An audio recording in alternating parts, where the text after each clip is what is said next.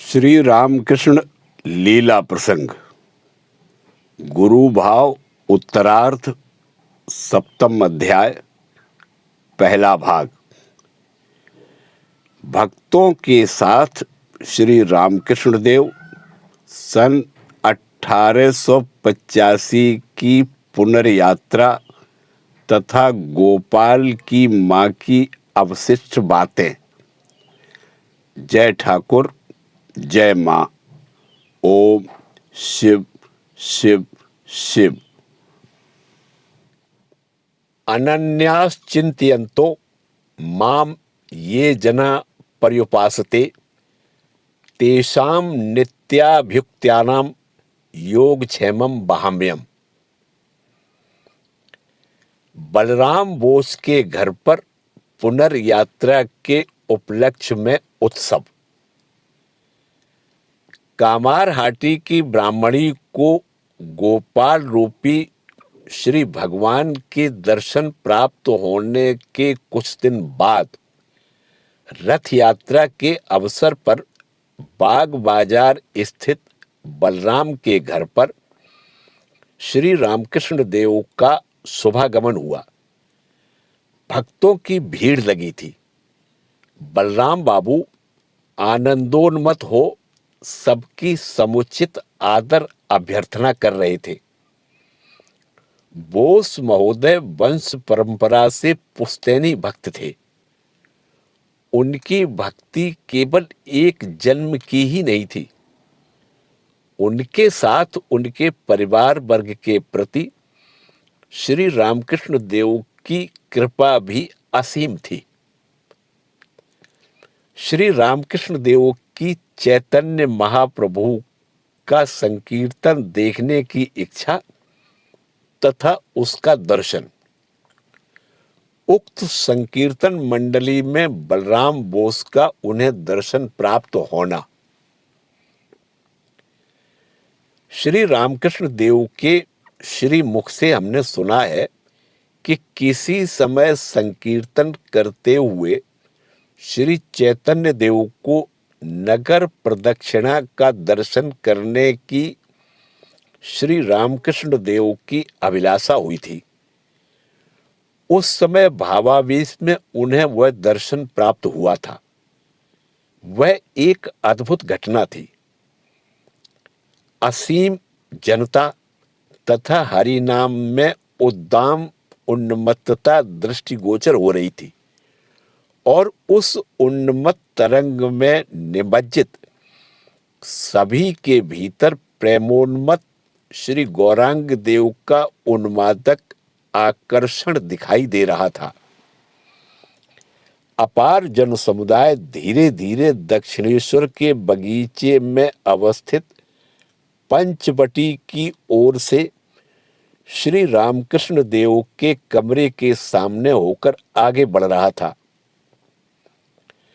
श्री रामकृष्ण देव कहा करते थे कि उस संकीर्तन मंडली में से जो दो चार चेहरे श्री रामकृष्ण देव के हृदय में सदा के लिए अंकित हो चुके थे, भक्ति ज्योति से परिपूर्ण बलराम बाबू का स्निग्धोज्वल चेहरा उनमें से अन्यतम था।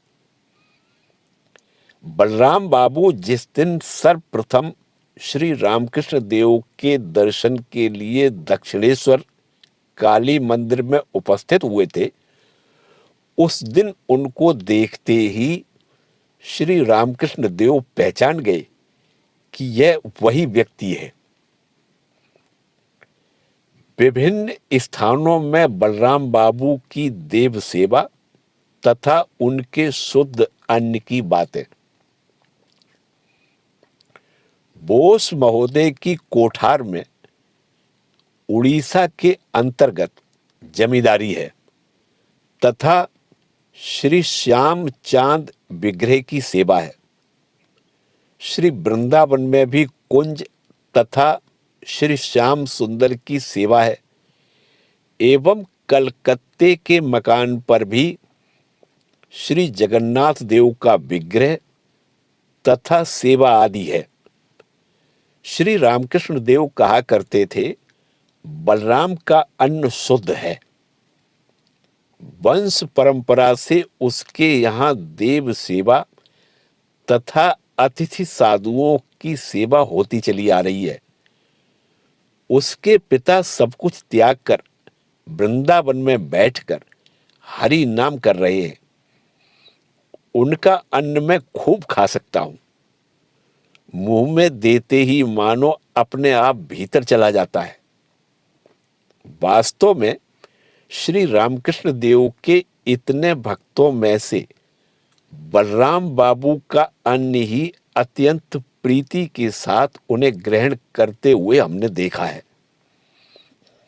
जिस दिन प्रातः काल वे कलकत्ता जाते थे, उस दिन उनका मध्याह्न भोजन बलराम बाबू के घर पर ही हुआ करता था।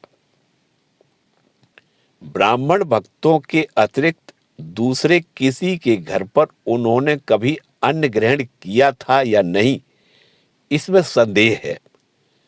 किंतु यह अवश्य है कि नारायण या विग्रह आदि का प्रसाद होने पर बात अलग थी। श्री रामकृष्ण देव के 4 रसदार तथा बलराम बाबू का सेवाधिकार अलौकिक महापुरुषों की अत्यंत साधारण नित्य नैमित्तिक कार्यों में भी कुछ न कुछ अलौकिकत्व तथा अभिनवत्व रहता है, जिन्हें श्री रामकृष्ण देव का एक दिन के लिए भी दिव्य संग प्राप्त हुआ है। वे इस बात के मर्म को भली भांति हृदयंगम कर सकेंगे। बलराम बाबू के अन्न ग्रहण के संबंध में भी थोड़ी सी गहराई के साथ विचार करने पर इसकी उपलब्धि हो सकती है। साधन काल में किसी समय श्री रामकृष्ण देव ने श्री जगदम्बा से प्रार्थना की थी, मां, मुझे शुष्क साधु न बनाना, मुझे सरस बनाए रखना। जगदम्बा ने भी उन्हें यह दिखा दिया था कि उनकी रसद की अर्थात खाद्य वस्तु आदि की व्यवस्था के लिए 4 रसदार भेजे गए हैं। श्री रामकृष्ण देव कहा करते थे कि उन 4 में से रानी रासमणी के दामाद मथुरानाथ जी प्रथम तथा शंभुनाथ मलिक द्वितीय थे। कलकत्ते के अंतर्गत शिमला निवासी सुरेंद्रनाथ मित्र को, जिन्हें श्री रामकृष्ण देव कभी सुरेंद्र तथा कभी सुरेश कहकर पुकारा करते थे, वे आधा रसदार कहा करते थे। अर्थात सुरेंद्र पूरा रसदार नहीं है, यही वे कहा करते थे। मथुर बाबू तथा शंभू बाबू की सेवा अपनी आंखों से देखने का हमें सौभाग्य प्राप्त नहीं हुआ है, क्योंकि उन दोनों के देहावसान के बहुत दिन बाद हम श्री रामकृष्ण देव के समीप उपस्थित हुए थे। किंतु श्री रामकृष्ण देव के श्रीमुख से हमने सुना है कि वह एक अद्भुत घटना थी। श्री रामकृष्ण देव ने अपने रसदारों में से अन्यतम कहकर बलराम बाबू का कभी निर्देश किया हो, यह हमें विदित नहीं है। किंतु उनके जिस प्रकार सेवाधिकार को हमने देखा है, हमारी दृष्टि में वह अद्भुत प्रतीत हुआ है। एवं मथुर बाबू को छोड़ अन्य रसदारों के सेवाधिकार से वह किसी अंश में न्यून नहीं था। फिर किसी समय इस विषय की चर्चा करने का हम प्रयास करेंगे। इस समय हम इतना ही कहना चाहते हैं कि बलराम बाबू जब से दक्षिणेश्वर में उपस्थित हुए थे, उस दिन से लेकर श्री रामकृष्ण देव के महाप्रयाण के दिन पर्यंत श्री रामकृष्ण देव को अपने लिए चावल, मिश्री, सूजी, साबूदाना, बार्ली, सेवई, टेपियोका इत्यादि जो कुछ भोज्य सामग्री की आवश्यकता होती थी, प्रायः उन समस्त वस्तुओं की व्यवस्था वे कर दिया करते थे तथा सुरेंद्र या सुरेश मित्र ने दक्षिणेश्वर में श्री रामकृष्ण देव के दर्शनार्थ उपस्थित होने के बाद थोड़े ही दिन में श्री रामकृष्ण देव के सेवा आदि के निमित्त जो भक्त वृंद दक्षिणेश्वर में श्री रामकृष्ण देव के समीप रात्रि यापन किया करते थे, उनके लिए रजाई, तकिए तथा भोजन आदि की पूरी व्यवस्था कर दी थी। यह कौन कह सकता है कि किस निगूढ़ संबंध से ये लोग श्री रामकृष्ण देव के साथ संबद्ध थे? किस कारण से इन्हें ऐसा उच्चाधिकार प्राप्त हुआ था? क्या यह कहना किसी के लिए संभव है? हमने तो इतना ही समझा है कि ये लोग महान भाग्यशाली तथा श्री जगदम्बा के चिन्हित व्यक्ति थे। अन्यथा लोकोत्तर महापुरुष श्री रामकृष्ण देव की वर्तमान लीला में इस प्रकार विशेष सहायक बनकर जन्म लेना इनके लिए संभव नहीं होता तथा श्री रामकृष्ण देव के शुद्ध बुद्ध मुक्त अंतःकरण में इन लोगों के चेहरे इस तरह अंकित नहीं रहते जिससे इनको देखते ही वे पहचान गए तथा उनके लिए यह कहना संभव हुआ कि ये सब यहाँ के हैं, इस विशेष अधिकार को लेकर ये आए हुए हैं। श्री रामकृष्ण देव मैं, मेरा इत्यादि शब्दों के बदले सर्वदा यहाँ का कहा करते थे। इसका कारण ये सब मेरे हैं यह न कहकर श्री रामकृष्ण देव यहाँ के हैं कहा करते थे, क्योंकि उनके अपाप विद्ध हृदय में नाम मात्र भी अहम बुद्धि का स्थान नहीं था। इसलिए मैं, मेरा इत्यादि शब्दों का प्रयोग करना उनके लिए अत्यंत ही कठिन था। और कठिन था यही क्यों कहा जाए, उन शब्दों को वे बिल्कुल ही नहीं कह पाते थे। उन शब्दों को कहने के लिए जब उन्हें बाध्य होना पड़ता था, उस समय मैं जगदम्बा का दास या संतान हूं, इस अर्थ में उनका वे प्रयोग किया करते थे। एवं वह भी उस समय कह पाते थे जबकि उस प्रकार का भाव पहले से ही उनके हृदय में ठीक ठीक जागृत रहता था। इसलिए वार्तालाप करते समय जब किसी जगह मेरा कहना उन्हें आवश्यक होता था, तो अपने शरीर को दिखाकर वे यहाँ का शब्द ही प्रायः कहा करते थे। भक्त वृंद भी उसका तात्पर्य समझ लिया करते थे, जैसे यहाँ का आदमी तथा यहाँ का भाव नहीं है इत्यादि कहते ही हम यह समझ जाते थे कि वे यह कह रहे हैं कि यह उनके आदमी नहीं है तथा यह उनका भाव नहीं है। रसदारों में से किसने किस तरह कब तक श्री रामकृष्ण देव की सेवा की थी? अब हम रसदारों की बातों पर पुनः आते हैं। प्रथम रसदार मथुरा नाथ जी श्री रामकृष्ण देव के प्रथम बार कलकत्ता शुभागमन से लेकर उनके साधन काल के समाप्त होने के कुछ दिन बाद तक 14 वर्ष पर्यंत उनकी सेवा में नियुक्त थे।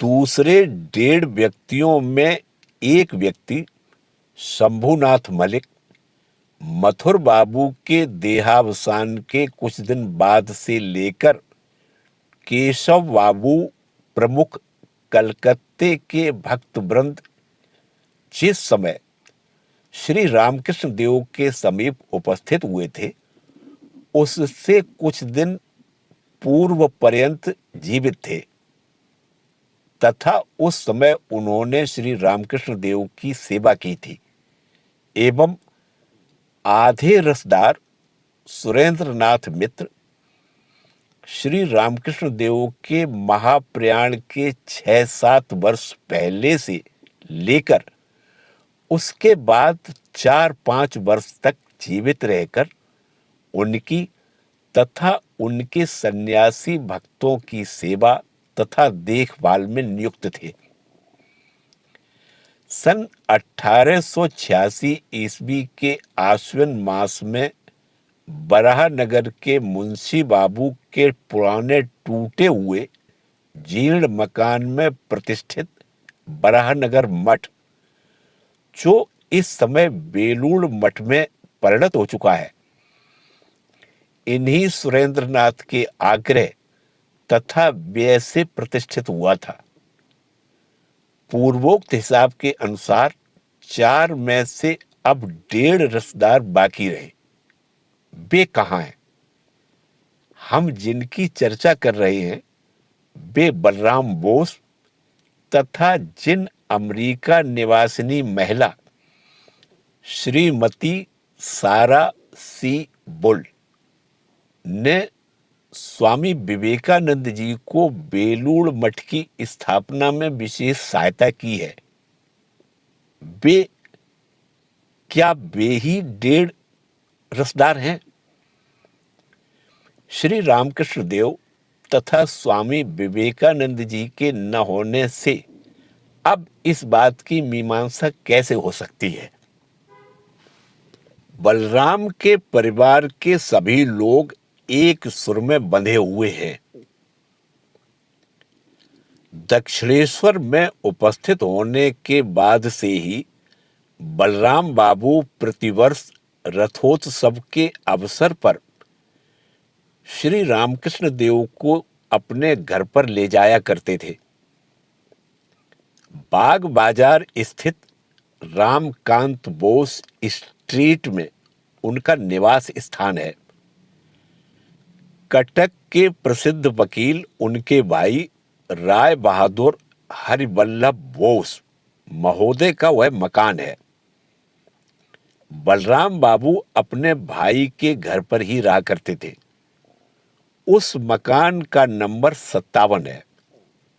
इस 57 नंबर रमाकांत बोस स्ट्रीट में श्री रामकृष्ण देव का कितनी बार शुभागमन हुआ था कहना संभव नहीं है।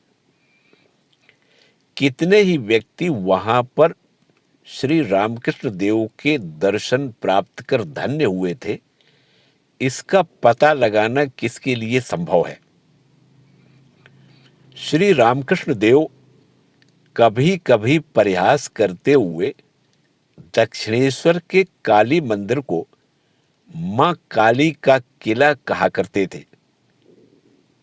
कलकत्ते के बोस स्ट्रीट स्थित इस मकान को उनका दूसरा किला कहना संभवतः अतियुक्ति नहीं होगी।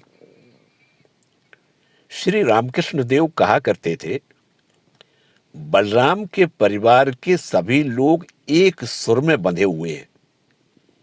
गृहकर्ता तथा गृहिणी से लेकर घर के छोटे छोटे बच्चे तक सभी उनके भक्त थे।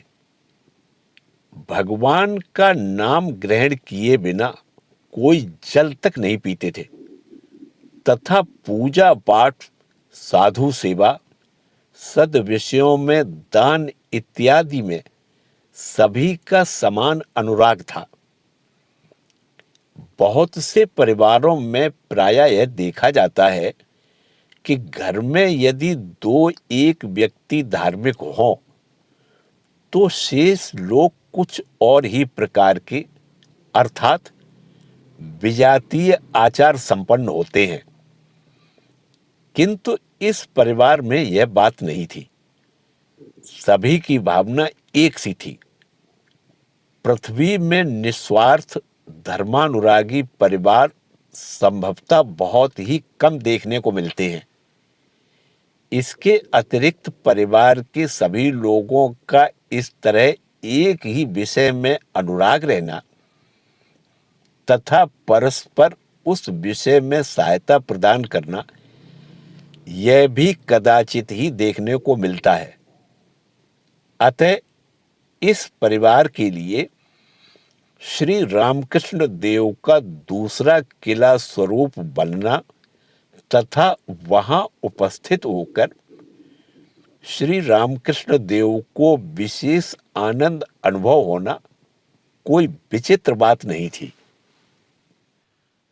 बलराम बाबू के घर पर आडंबर रहित भक्तिपूर्ण रथोत्सव अनुष्ठान। यह पहले ही कहा जा चुका है कि बलराम बाबू के घर पर श्री जगन्नाथ देव की सेवा थी। अतः रथ के दिन उत्सव मनाया जाता था, किंतु उसमें बाह्य आडंबर कुछ भी नहीं होता था।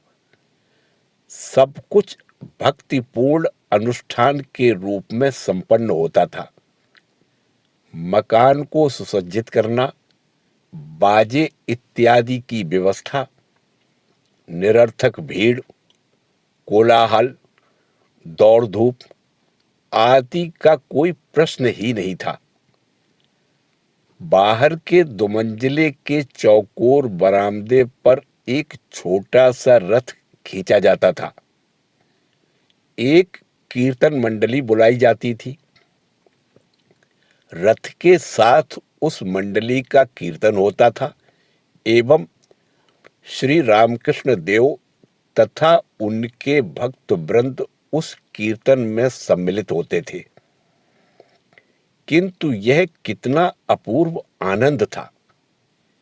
क्या अद्भुत भगवत भक्ति का प्रवाह, कैसा बेवहल भाव तथा कितना सुंदर श्री रामकृष्ण देव का मधुर नृत्य था।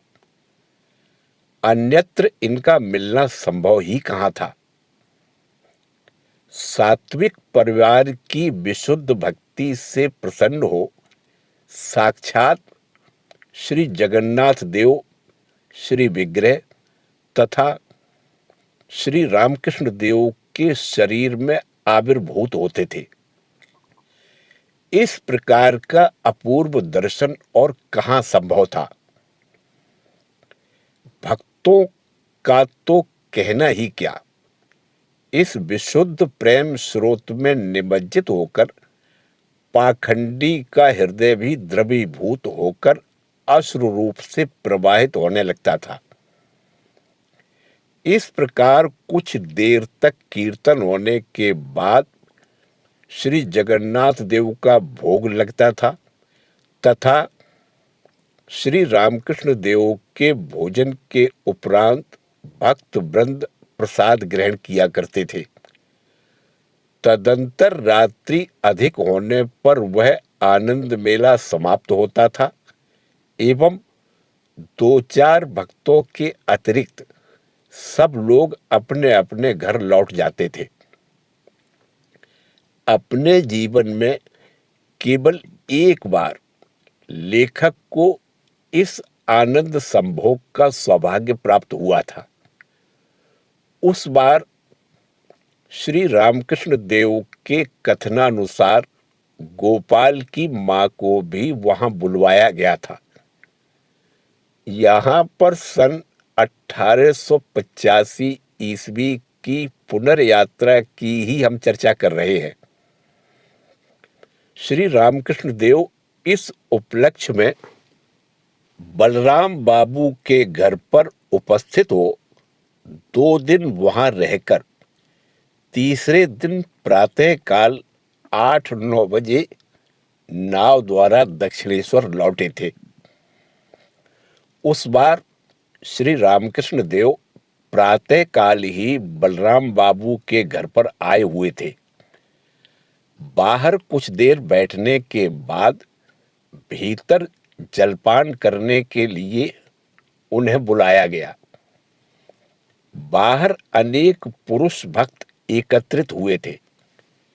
भीतर भी निकटवर्ती घरों से श्री रामकृष्ण देव की अनुगत भक्त महिलाएं उपस्थित हुई थी।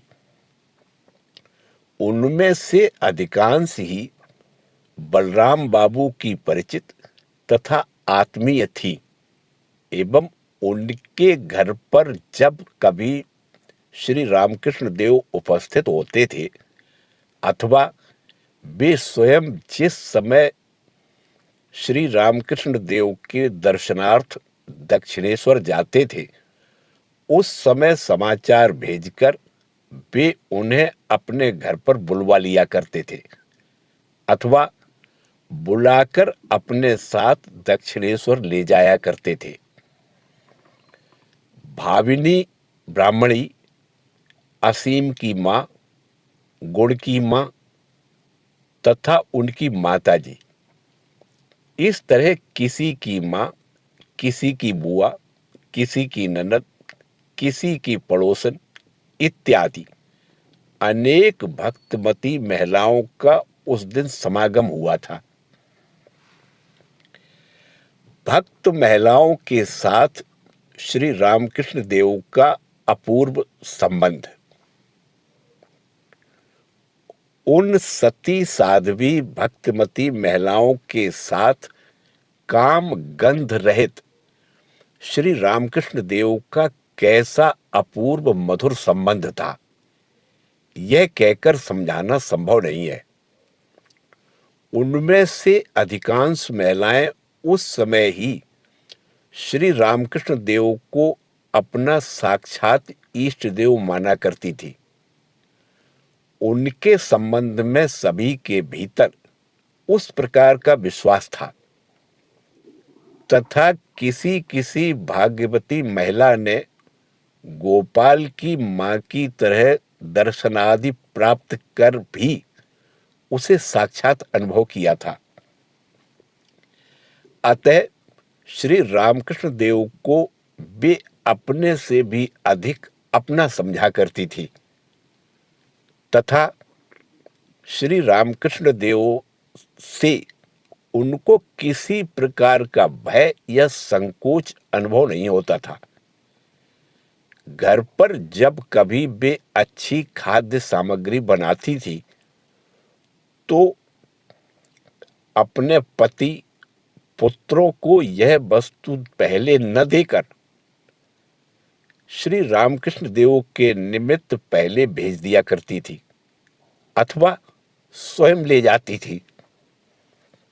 श्री रामकृष्ण देव के विद्यमान रहते समय ये महिलाएं कितनी ही बार दक्षिणेश्वर से पैदल चलकर कलकत्ता अपने घर लौटा करती थी, यह कहना संभव नहीं है। किसी दिन सायंकाल के बाद किसी दिन रात के 10 बजे वे घर लौटती थी तथा किसी किसी दिन उत्सव कीर्तन आदि के समाप्त होते तथा दक्षिणेश्वर से लौटते उन्हें आधी ही रात से भी अधिक देर हो जाती थी। श्री रामकृष्ण देव बालक की तरह कितने ही आग्रह पूर्वक उन महिलाओं में से किसी किसी से अपने पेट की बीमारी इत्यादि की दवा पूछा करते। उनको इस तरह पूछते हुए देखकर किसी के हंसने पर वे कहा करते, तू क्या जानता है, वह कितने बड़े डॉक्टर की पत्नी है, 2-4 दवा अवश्य ही उसे मालूम है। किसी के प्रेम भाव को देखकर वे कहते, वह कृपा सिद्ध गोपी है।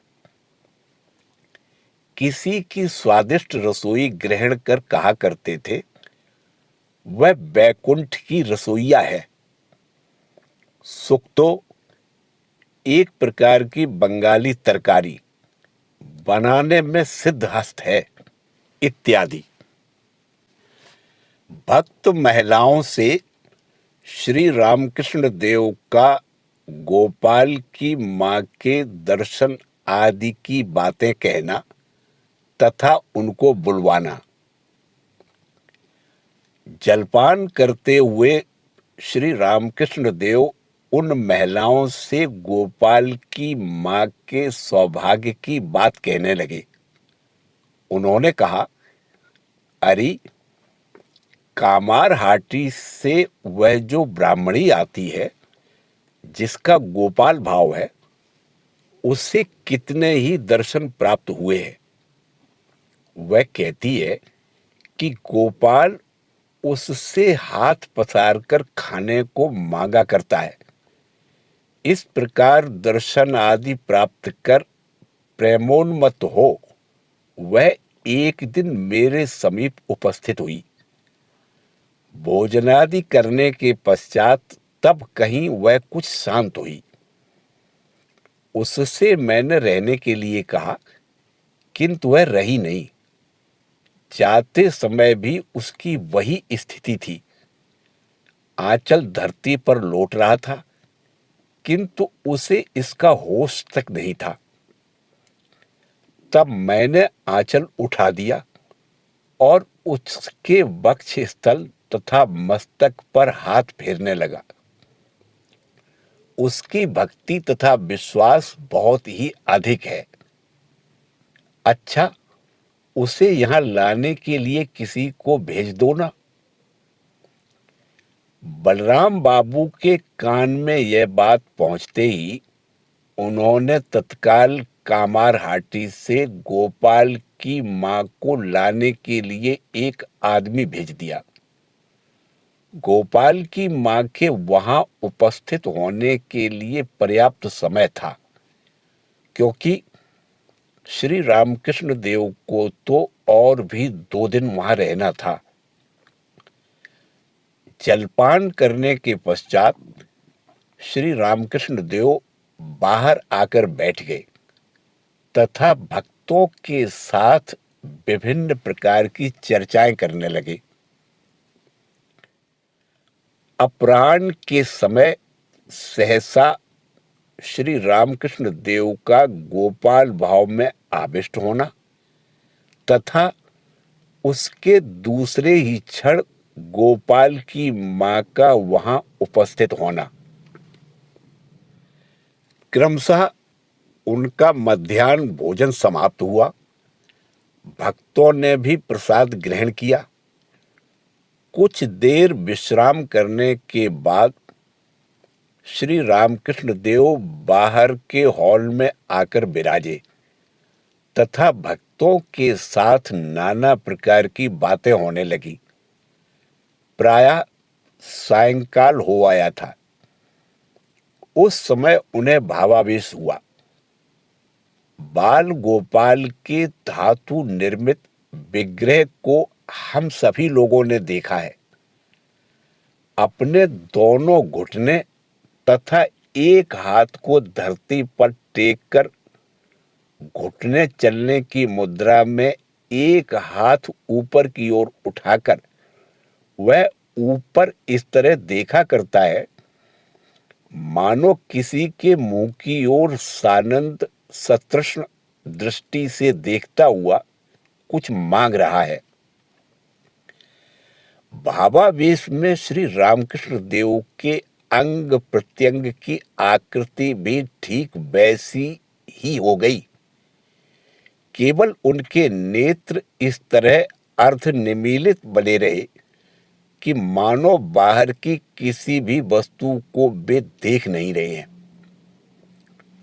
उनके इस प्रकार भावावेश होने के कुछ ही पश्चात गोपाल की मां की गाड़ी भी बलराम बाबू के दरवाजे पर आ खड़ी हुई तथा गोपाल की मां ने ऊपर आकर श्री रामकृष्ण देव का अपने इष्ट देव के रूप में दर्शन किया। वहां पर उपस्थित सभी व्यक्तियों ने यह जानकर कि उनकी भक्ति के प्रभाव से ही सहसा श्री रामकृष्ण देव को इस प्रकार का गोपाल भावावेश हुआ है, उन्हें परम भाग्यवती समझकर उनकी अभ्यर्थना तथा वंदना की। सभी लोग कहने लगे, क्या अपूर्व भक्ति है, जिसके प्रभाव से श्री रामकृष्ण देव ने साक्षात गोपाल रूप धारण किया है। गोपाल की मां बोली, पर मैं इस तरह जड़ बन जाना पसंद नहीं करती हूं। मेरा गोपाल हंसेगा, खेलेगा, दौड़ धूप करता रहेगा, किंतु यह कैसी स्थिति है, एकदम मानो जड़ जैसी। मुझे ऐसा गोपाल नहीं चाहिए। वास्तव में ही भावावेश में श्री रामकृष्ण देव के बाह्य ज्ञान को लुप्त होते जिस दिन उन्होंने सर्वप्रथम देखा था, उस दिन भयभीत तथा व्याकुल हो श्री रामकृष्ण देव के श्री अंग को ढकेलते हुए उन्होंने कहा था, बेटा तुम इस तरह क्यों बन गए। यह उस दिन की घटना है जिस दिन श्री रामकृष्ण देव पहली बार कामारहाटी गए थे। जय ठाकुर, जय मां।